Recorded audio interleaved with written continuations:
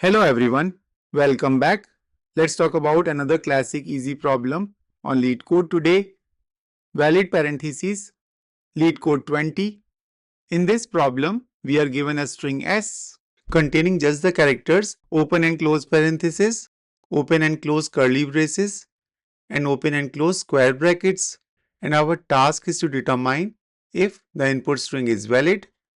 A string is considered valid if it passes all three rules. Rule 1 is that open brackets must be closed by the same type of brackets. For example, this is an invalid string. Here we open with a circle bracket but close with a square one. Since we opened with a circle bracket, we should have closed with a circle one as well. So this string is invalid. Likewise, if we have a string like this, where a bracket is opened but never actually closed, it fails this rule as well. Next, rule 2 states that open brackets must be closed in the correct order. For example, this string is invalid even though it satisfies rule 1. It has an opening circle bracket and a closing one, and similarly it has an opening square bracket and a matching closing bracket. But the order is wrong. The square bracket is opened later, so it must be closed before the circle bracket. That's what is meant by correct order here. So this string is also invalid. And finally, rule 3 requires that every closed bracket has a corresponding open bracket of the same type. For example, this string is valid, but adding an extra close parenthesis at the end makes it invalid. Here, the first part is balanced, but we have an extra closing circle bracket at the end without a corresponding opening one. So this case is invalid, but if all the rules are satisfied, then it is a valid string. For example, this string is valid as one open parenthesis matches the closing one. Similarly, this string is valid as well. Here, each opening bracket matches the closing bracket of the same type and they are side by side. So we return true. Now how should we solve it?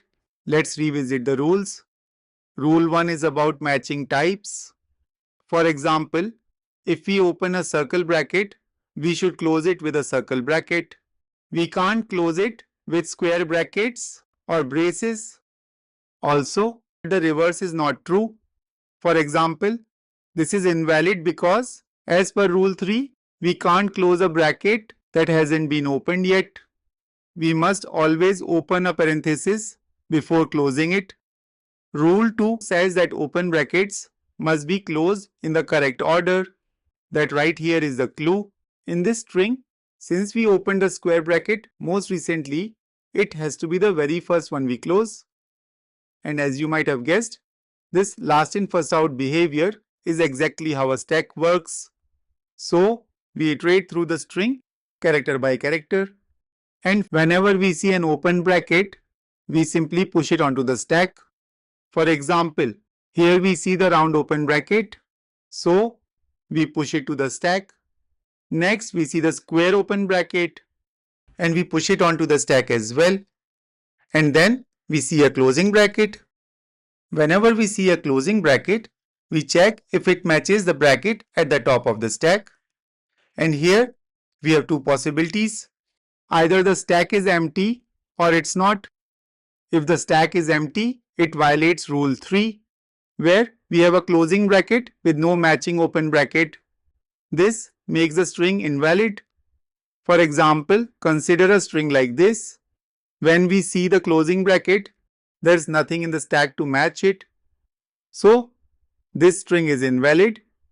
On the other hand, if the stack is not empty like we have here, we pop the top element and then compare if the current closing character matches the popped character.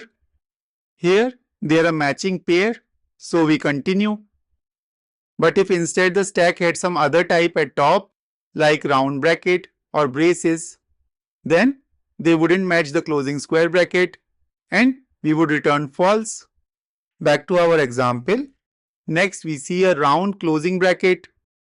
So we pop from the stack and the popped element matches it perfectly. Finally, we perform one last check. Is the stack empty? And here it is. But if it is not empty, it means we have open brackets that were never closed, and this violates rule 3 again. So the input is invalid.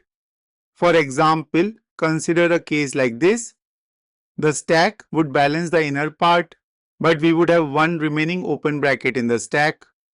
But here the stack is empty, so we finally return true as the string is valid. Now, the time complexity of this approach is big O of n because we traverse the string exactly once, and during the iteration, the push and pop stack operations just take constant or O of one time, and the space complexity is also big O of n. In the worst case scenario, like we may have a string containing all opening brackets, the stack will grow to the size of the entire input. Now, suppose as a follow-up, what if the interviewer simplifies the constraint? If we only have one type of parentheses, say just the round brackets, then do we still need a stack? And the answer here is no. We can optimize the space to big O of 1 using a simple counter. Here is how. First, we initialize the counter to 0. Again, we iterate through the string. Now, when we see an open bracket, instead of pushing on stack, we just increment count. And if we see a closing bracket, we decrement the count. For example, here first we see an open bracket and increment the count to 1. Next, we see another open bracket and the count goes up to 2. Then we see a closing bracket, so we decrement count to 1, and with the final closing bracket, the count is back to 0.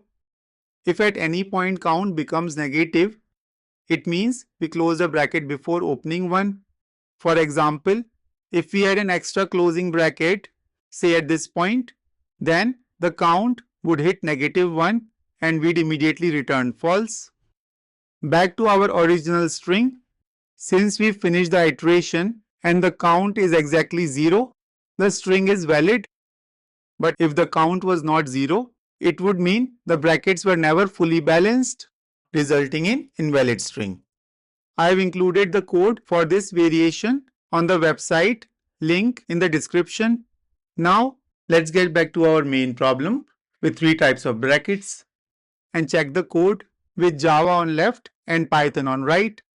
We start by creating a map that links every closing bracket to its opening pair so that we can easily look up for the correct partner when we pop from the stack.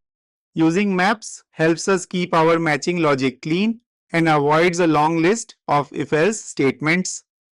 We also initialize an empty stack to keep track of our open brackets. As we iterate through the string, we check each character. If it's an opening bracket, which we identify if the key is not in our map, we push it onto the stack to wait for its partner. If it's a closing bracket, we have to verify it. We check 2 things. Is the stack empty? Or does the top of the stack mismatch our current bracket? If either is true, the sequence is broken and we return false. Finally, we return true only if the stack is completely empty. This ensures every bracket that was opened was also successfully closed. So that's all for this video. I hope this video was useful to you. If it was, please give it a thumbs up and share it with others who might benefit from it. If you haven't subscribed the channel yet, make sure to hit the subscribe button and turn on the notification bell so that you never miss an update. Your support helps me create more content like this. If you have any questions or suggestions, feel free to leave them in the comments below. Thanks for watching and see you in the next one.